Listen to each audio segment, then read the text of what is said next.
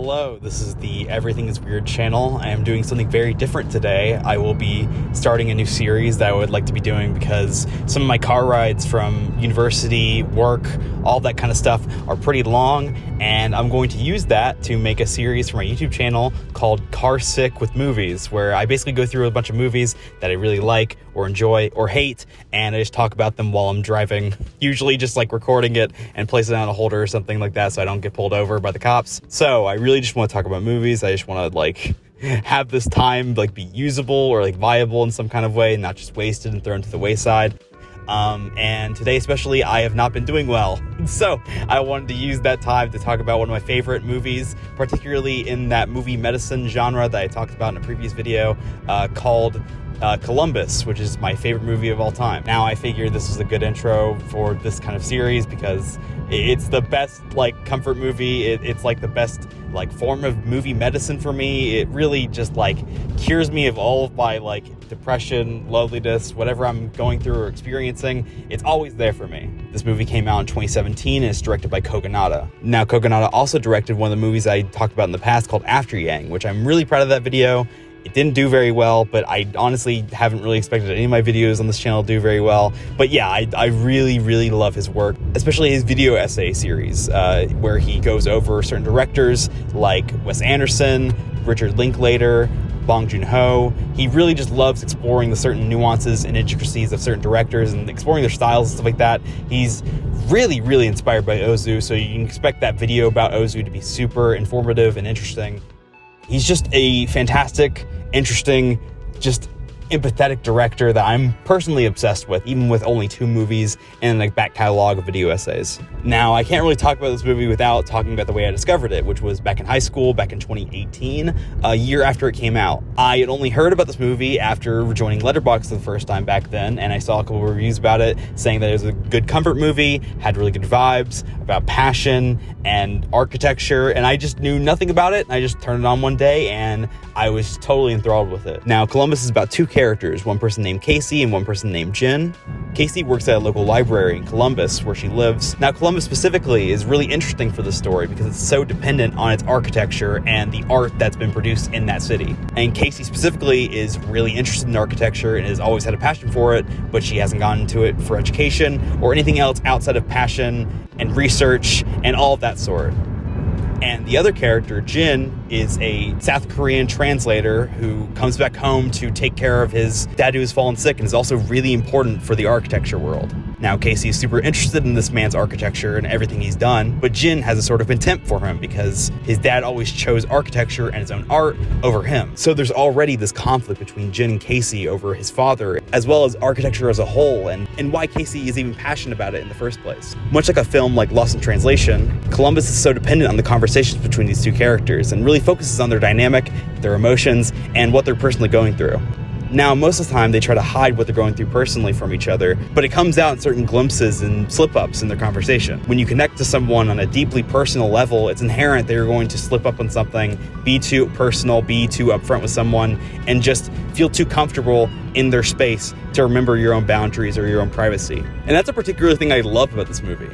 As a person who's so interested in human connection and how humans are brought together, especially culture clashes and all that kind of stuff, Columbus is the epitome of that kind of stuff. It's so dependent on human conversation, our interpretations of art, and conversations about art, as well as what connects us spiritually and physically. Specifically through the realm of architecture, Kogonada uses specific buildings and designs to connect these characters through their own interpretations, through what they're experiencing, and through how they view architecture as art. Jin, like I said, has a really complicated relationship with architecture, but he still appreciates it, sometimes being insightful and informative on certain buildings and designs. In doing so, Jin actually grows closer to his father. While his relationship with his father is never clear or put straightforward for the audience, Jin discovers new parts of his father through his relationship with Casey. And Casey discovers parts of herself and parts of her mother through Jin. Speaking of, Casey has a complicated relationship with her mother as well. Her mother, being previously abused by her recent boyfriend and also being addicted to meth in the past, has put a great strain on the relationship and Casey as a whole. In fact, Casey points out that that's one of the reasons why she's staying and not going to college, because she wants to take care of her mother and be there for her. Full of complicated and nuanced relationships between these characters, Columbus is a kaleidoscope of different emotions, feelings, interpretations, It's everything you could want from a movie like this. But it's also meditative, beautiful, quiet. Oh my God, that hammock score is incredible. Never have I listened to a score just cue in one of the first frames of the movie and just automatically fell in love and was so transported.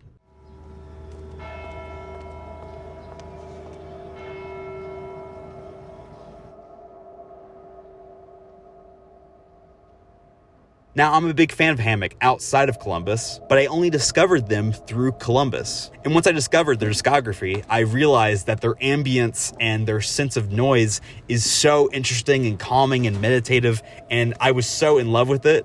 And I still listen to them to this day. Actually, the album for Columbus is one of my most listened to albums on Spotify. I'm sorry, I still use Spotify. I'm so sorry. But yeah, it has such a great atmosphere. Kogonada edits in such an empathetic way where he gives so much meditation and depth to each image and to each scene. He knows exactly when to cut. Even the most simplistic montage of Casey's mom working in a warehouse is shot with so much meditation and empathy. When the camera grows closer to her, you can even feel this sense of empathy for her, as if Casey is thinking about her while she's at work. Casey's also such an interesting character in her own part. I love how passionate she is for architecture, as well as telling people about architecture.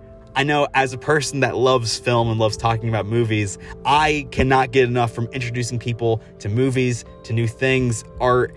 It's such a wonderful feeling to watch someone experience something for the first time that you love and just talk to them about it. Even if they don't feel the same way, you get to talk about a piece of art that you love. And going back to the element of conversation, Kogonada and this movie in general just understand how conversation is so enthralling for both parties. Whether or not someone is actually interested in the passion that the other person's interested in, listening to someone who's so passionate can be so enthralling and impactful and endearing. And honestly, that's why this movie is my favorite comfort movie of all time. Everyone talks to each other with this need to listen to one another. And it's so comforting to get that feeling of being able to talk to someone and have this ease of conversation where you can just say the next thing. Personally, I have issues with that whenever I talk to people that I'm not close to or I don't vibe with. I feel like I have to go through a full list of conversation options just to get the conversation going. But when you find someone, when you meet someone that fully understands you and talks to you like a human being, that's the most reinvigorating feeling you can experience.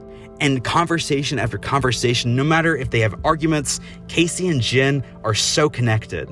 They've crafted this relationship that will never disappear, no matter if they go across the country and they separate, they'll always be connected in some form of way. And since Casey is coming of age, Jen's conversations with her and his place in her life will always develop within her. Everyone we talk to, everyone we grow up with, everyone we've ever experienced is a part of who we're going to be. And while that can certainly lead to characters like Jin undergoing so much trauma with his father and all this neglect that he's experienced, ultimately, he does come to appreciate his father and what he's done. Certainly, this is still a complicated relationship, but to forgive someone that's done so much wrong to you, that's got to be one of the most selfless things you can do as a human. And the only way we can do that is through the support of others. And I think Columbus is the perfect exemplification of that. With all of its meditation, its love, its empathy, it shows an ecosystem of conversation and human interaction that is so enveloping. Each rewatch of this movie, I feel like I've noticed new things. Whether it be Jin putting on his dad's old hat and saying something that his dad told him years ago, trying to recollect who his dad was in these muddled memories he has, or Casey going to the gas station she goes to wait for her mom to get off work, closing her eyes and then being transported to picking up her mom.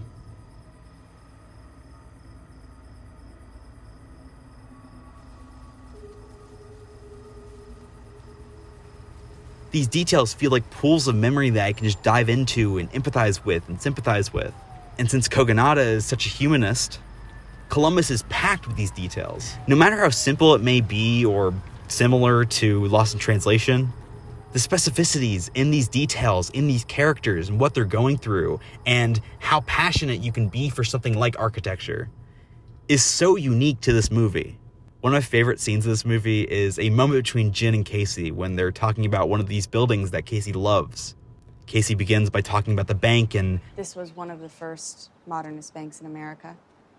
You can imagine at the time that walking into an all-glass bank was quite unusual. Radical, really. Because during that time, banks were designed to be imposing, fortress-like, with tellers behind bars. The idea here was that You walk in at street level. You don't have to climb any stairs. It's inviting. Sorry, what? Okay, stop with the tour guide mode for a second. I'm not in a mode. Casey gets a little mad and frustrated, but then she goes on to explain why she loves this building. And in one of the most transportive sequences I've ever seen, Kogonada removes the sound of Casey talking, places the camera behind the window in the bank, and just shows Casey speaking.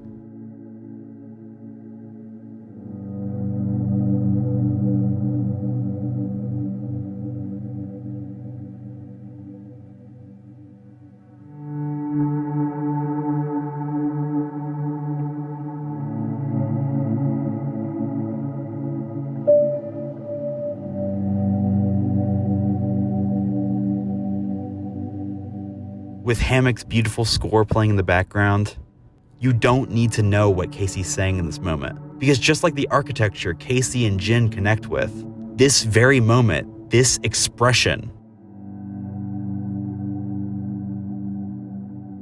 can be interpreted and thought about for years. It's a spiritual moment for these characters, as well as the viewer, because just like the architecture that all the characters are experiencing and talking about, human interaction and conversation is just as artful and interpretable. And honestly, that's all I need to hear. You're funny.